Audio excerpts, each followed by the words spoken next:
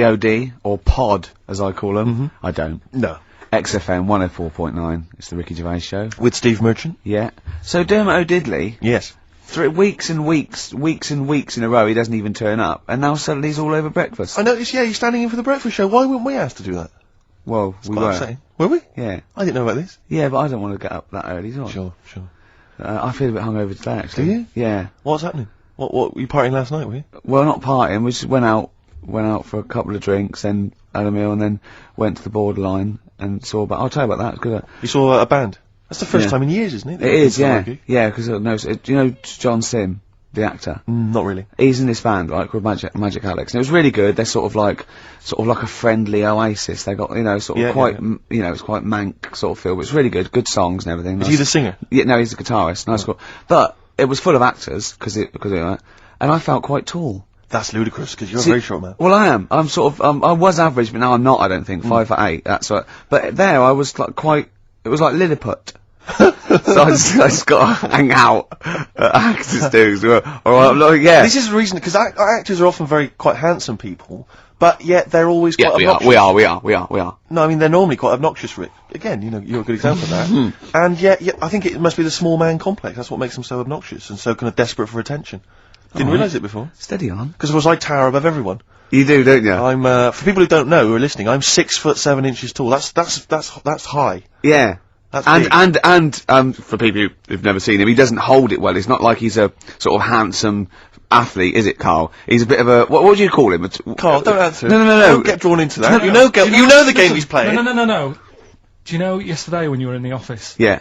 You did a little move, and it reminded me of Blakey. I hate you, Gervais. I hate you, Pilkington. That's his stance. Yeah, but even he held it a little bit better, didn't he? Because he was a man, he had a big coat and everything, and a peak cap. But, yeah. I can't believe you. Like, I've not suffered enough from being freakishly tall. Now, till my best buddies, live on radio, are just... It's not just height, though, is it? It's the posture and the face and everything. But it's got your places, hasn't it? No? What do you mean it's got me places? I think people give you a bit more of a chance in your career and stuff, 'cause it's like... Well, yeah, stacking shelves. Because I can reach to a high level. Muse, Plug-in Baby, on XFM 104.9. Rick, Gervais, go on. Well, yeah, but I know you guys are laughing about the height thing, and for those that have only just tuned in, I am 6'7" tall, which is tall, and that's big, and I pride myself on it in a way. I've worked hard, I've not smoked. I ate well, Yeah. It's an accomplishment, but obviously I didn't have much involvement in it, I just am. And it's a curse, because mainly the problem is that you can't get stuff. You can't get clothes, you can't get shoes, Yeah. Size It's size 14 feet. Yeah, but it is genuine, and I don't know, I mean, it costs a lot to buy a pair of size 14 shoes, and if you were genuinely poor, I don't know how you'd afford to be tall. Because the clothing costs more, everything costs more. I've seen this in comics, that you'd actually go to school in a barrel. Wearing a barrel. With just braces, it'd just be a barrel like that, and you'd have sort of flip-flops. And you'd take a mule with you. They all had a mule, didn't they? The poor people. People always think like you'll be in a pub or something, and people just think they can talk to you about it. They just think, hey, you lanky, it's just like, because it's like they But that really annoys you, doesn't it? Well, it annoys me because it's like they think I should be proud of it. Like, well, exactly, but they don't think that this is not a disadvantage. This is not a disability, is it? You're taller than most people. It might get disability. No. If you were 8'3", it'd be slightly debilitating. You would, but debilitating. What? Debilitating? Yeah. No, you're a medical man, aren't you? But no, the point is, it's a debilitating because when you go on public transport, like if you're on a coach. Yeah. The only place I can sit on a coach is that seat on the driver's lap. Either on the driver's lap or that seat at the very end. Yeah. Which sits into the aisle. Yeah. That's the only place I can well, sit. you stand up, some sort of kids at the back waving at drivers. You could drive it from the back. Here he comes. Watch it. Were you a tall baby? Or Mr. and Mrs. Merchant, you've given birth to a basketball player. Look at his dribble already. Were you a tall baby? Babies aren't tall. At what point did you suddenly, like, Jesus, nothing fits me? Well, it didn't happen overnight, Carl. Let's do a little graph. How tall were you at 5? Oh, I don't know. 3 foot? 3 foot. How tall were you at 12? 6 foot. 6. What are you really? I don't know, do I? How do I remember? I don't remember this. Well, when did teachers start calling you freak boy and Really, lanky? they didn't. It wasn't Didn't they? so much. It was no. You went to a funny school. I went bowling with him once, right? I'd never been bowling before, and he'd been once before, and he went, let's go to this bowl. We went to a bowling alley, right? And, you have to wear these special shoes. Now, they're sort of like pointed things anyway, and they're, multicoloured, sort of red and green. They look pretty weird. And the woman said to me, oh, what size? I said, oh, 8. She went, yeah. So what size are you? He went, 14. She went, 14. He went, you probably haven't got them. She goes, yeah, I think we have got one pair. And she put them on the table, and it was like Krusty the Clown.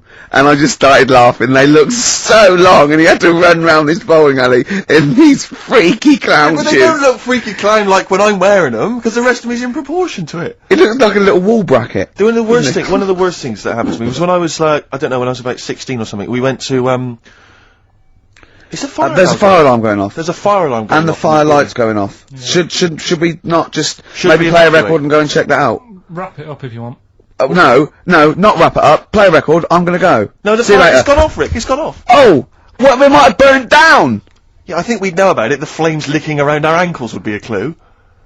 God. I'm gonna go and investigate. yes, You sir. shouldn't ignore a fire alarm, should you? Blimey. We're We're entertaining the nation. Oh, look at him, he's scared of fire! What do you mean? Mercury Rev. The dark is rising. That's a good song, isn't it? I noticed that you're, investigating the fire mainly involved wandering out into the office, looking around a bit, then coming back. Yeah. What did you find out? There was no fire. There was no fire. No. Right. But I like that. Imagine that though. Imagine like, there's a fire and there's loads of firemen. They go get back, and you go to the firemen. All get back. Oh, look at him. I would. I'd actually Yeah. be justified to. Okay, there's heavy shelling, lads. Retreat. Oh, back, Sarge. I'm sorry. Back, Sarge. Yeah. Just There was a fire alarm. I'd never seen it before. A fire thing going off. There was a fire alarm. I thought, oh, let's at least have a look if there's a fire. That's all I thought. See, there's some official coming in now to tell us we should have been running out. There's no fire. Well, you can't just stop entertaining, you know, the people of London just because there's a fire. This isn't the Titanic. Oh, true. I don't have to carry on playing. I don't know. It feels like a bit of a sinking ship, Rick. Here we go. Alright. Nice one. Nice one. I don't know who I was taking off then. Probably me. Yeah, I think so. Yeah. Listen, let me just tell you briefly. This is another example of how people can just exploit you and make fun of you when you're tall. Yeah. I was quite tall. I've always been like about 6'7" for quite a while now. And when I was about 16, I went to a big New Year's celebration in Bristol, where I come from. And everyone kind of congregates in this big sort of part of town, and there's all people dancing around, like in Trafalgar Square. And I was there, like, somehow I just picked up a balloon somewhere along the line, one of those kind of helium sort of balloons, and I was holding that, sort of dancing around. And these two girls came up to me, and I was thinking, yeah, okay, you know, it's New Year's Eve, brilliant, you know, that's my kind of party. Yeah. They came up, they went, hey. Once a year. And they went, they said, you gonna be here for long? And I went, well, maybe. And they said, it's just that we've arranged to meet back at you in about an hour. I went, what do you mean? I went, well, it's just because we can see you wherever you are. Don't worry, you can move around and stuff. We'll see you with the balloon. Just arranged to meet some friends. I here. love that. A landmark. So, like, As pilots use that. Oh, we're just coming in. There's, we'll be, when we see Steve Merchant, we'll be descending to Bristol Temple Mead. What's really funny is New Year's Eve, Trafalgar Square, you got a huge column, but they use Yeah. Steve as like the meeting point. Steve's got a huge It's column. Brilliant, Rick. Well done.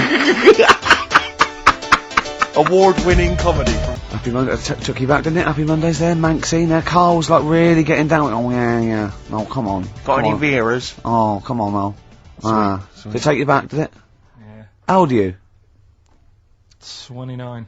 29. So you were just going into, out of your teens? I'm a Virgo. No. What? No. No. You don't understand. It's just, I'm Rick, a I Virgo. thought we discussed about involving Carl. Yeah, in any sorry, discussion. yeah. Management have told us we're just not allowed to do it. We've had emails from people. Please don't speak to Carl. It's cruel. Exactly. On the cusp. Can I just make an appeal? I don't want to. On the cusp, Libra Virgo, he said. Still going through with it. Doesn't know what's going on, does he? Just wave bright objects at him. Yeah. We've got a competition this, Steve. We have, but before we mention that, Go on. can I just ask something? I don't want to exploit our position on the radio. No. But I wonder, because I'm very tall, and it's very tricky for me to get size 14 shoes and big clothes and stuff, could I just get people to send some stuff if like, maybe they own a shop which Yeah, but sells it'd be things like homemade clogs That's that people cool. have carved out of chunks of wood they found That's in the whatever. shed. Whatever. It's not When I going was to in be great. America, when I was in America, everyone says to me, you go to It America. is cool. I'm made out of my own skin.